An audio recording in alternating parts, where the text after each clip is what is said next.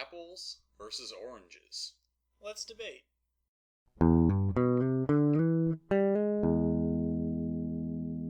Welcome to the very first episode of Top Notch Talks. My name is Jason Pelfrey. I'm Michael Feist. And today we're going to be bringing you a debate. And I'll give you a little bit of the basic format here of what we're going to be doing. We're each going to be taking a side on a topic. We'll throw some points down, the majority of which are not valid. And then we're going to, just talk it out and, give you some real answers to some real questions. So today's first topic. Apples versus oranges. Now, like any normal person, like an American, I side with apples. Let me tell you why. Apples. There's a variety of apples. You got Granny Smith, you got McIntosh. There's more apples than you could wag a finger at, whereas oranges, there's only one. They don't have those little nasty butt holes at the bottom, like on an orange. Oh, I'm well aware. You don't have to peel them. They don't get all stringy. They're not shareable. You got it all to yourself. You don't have to peel it into little bits. And it keeps the doctor away. Debatable. And you can curry favor from your teachers while you're in elementary school by gifting apples. That doesn't happen with oranges. Unless they're a fan of oranges. Well, what if they're allergic? Well, I rest my case. We have a minute limit for each argument, so we can just get all of it out at once. I'm going to throw a rebuttal your way. I don't see what strings have to do with making oranges worse.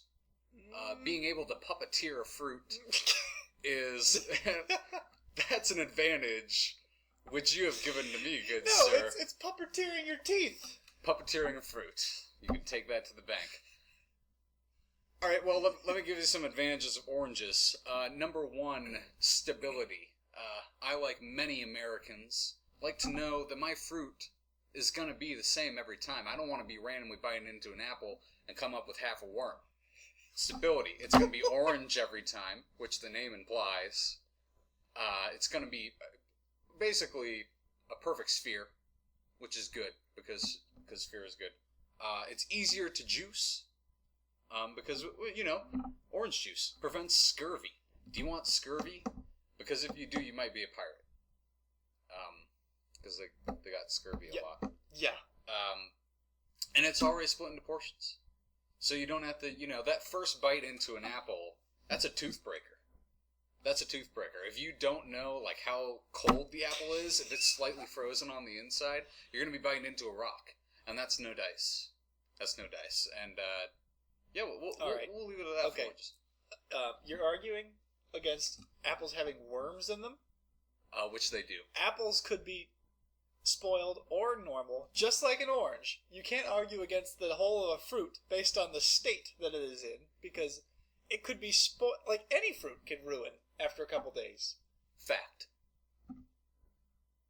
What? You're not...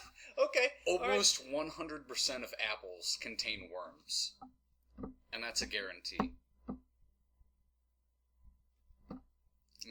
Might also be a lie. I don't have to argue this. So now what we're going to do is we're also going to break it down and bring a little bit more real side and argue what we actually believe. Are you truly an apple fan? I am truly an apple fan. Are you truly an orange fan? I am not truly an orange fan. I will side with apples 100% of the time.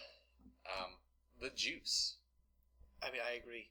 And orange juice is good. It certainly has its benefits, but it's less, I have to be in the mood for it. I can have apple juice any time of the day. And if you have a sore in your mouth or a cut, and you drink a glass of orange juice, that's bad dice right there. That's a no-go. Also, if you decide to brush your teeth, I've never done this. I've heard myths that if you brush your teeth and then wash it down for whatever reason with orange juice, it's like Satan's spawn in your mouth. Really? It's supposed to be the worst combination. Like the acidity of the orange juice paired with the toothpaste. Like it has a reaction. I've never heard that before, actually. Well. Are you a fan of pulp, or are you a no-pulp man? I will drink, I enjoy oranges. I would drink it without a pulp, but if I had my run of the gambit, I would take it pulp-free. Oh, I'll take it with pulp every time. Why? It's it's got more flavor that way. The But texture, it's want, good. I don't want a texture to my drink. I want to feel it. I want to be able to feel like I'm actually having an orange. I don't want to. and not just some liquid that You want to tastes be able like to an chew orange. to chew your beverage? I do want to be able to chew my beverage. Gross. I mean, I'm not knocking it. I just don't prefer it myself. Now, would you take apple juice or would you take apple cider? Because I could drink apple cider every day of my life. I think apple cider is a better drink, but I appreciate it more because of its seasonality. If I had it every day, it wouldn't be the same. But apple juice, it's just a staple. Yeah. Apple sauce too. Like that's an everyday sort of thing for me. But I have a bit of a problem. Now, when you eat applesauce, do you like the flavored applesauce or you just like applesauce? Because I think, we both saw a couple years ago blueberry applesauce. That's not applesauce. That's blueberry sauce. My two go-tos are unsweetened and cinnamon. Yeah. But I gotta say, strawberry applesauce is pretty good. The blueberry was pushing a little bit, but the strawberry, I had a lot as a kid, and it's good. Not all the time. It's not a replacement for regular unsweetened applesauce, but if you get one of those little cups, Oh, yeah. pack it in your lunch. Oh, that's the stuff. Oh, you look at it, it's like, what?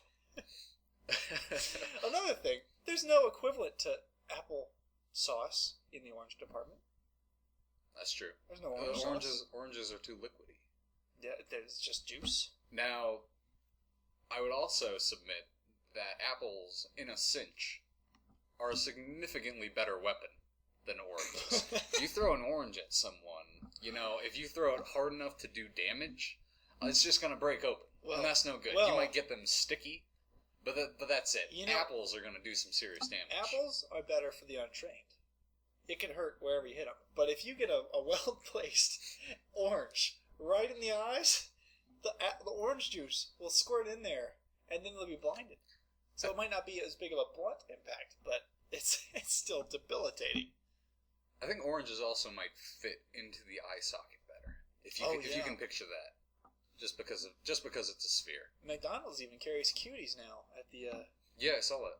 At their kids menus. So I saw that. You could be armed with either, leaving a Mickey D's. Now I will also say that apples have been carried at McDonald's a significantly longer period of time. They have. And in the pre-sliced little bags? Oh yeah. That's convenient. Pre-sliced apples are significantly better than the not sliced apples. Let's be real. It's not that the unsliced apples are bad. It's just that I'm lazy. And it's a lot easier, especially if you have a little cup of caramel or peanut butter. And it's just sweeter. It Sliced apples are sweeter. And you know what it is? It's actually a chemical reaction. When you slice them, the sugars conglomerate and they build up on each other and makes it sweeter. Is that real? No, that's completely wrong. They actually probably add sugar to them when they put them in the package to make them sweeter. It's probably what it is. Unless they're just not sweeter and I'm making this up. You could believe whatever you want. Tell your friends.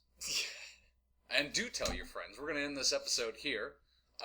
Wrapping up, let's have you guys decide. Give us some input here. Tell us what you think. Who you think won this debate. Leave your arguments in the comments. Yeah, click, like, subscribe. Send it to friends. Send it to mom. Send it to dad. If you want. And, let us know. Give us some ideas for future videos. You want to wrap it up? This has been Top Notch Talks.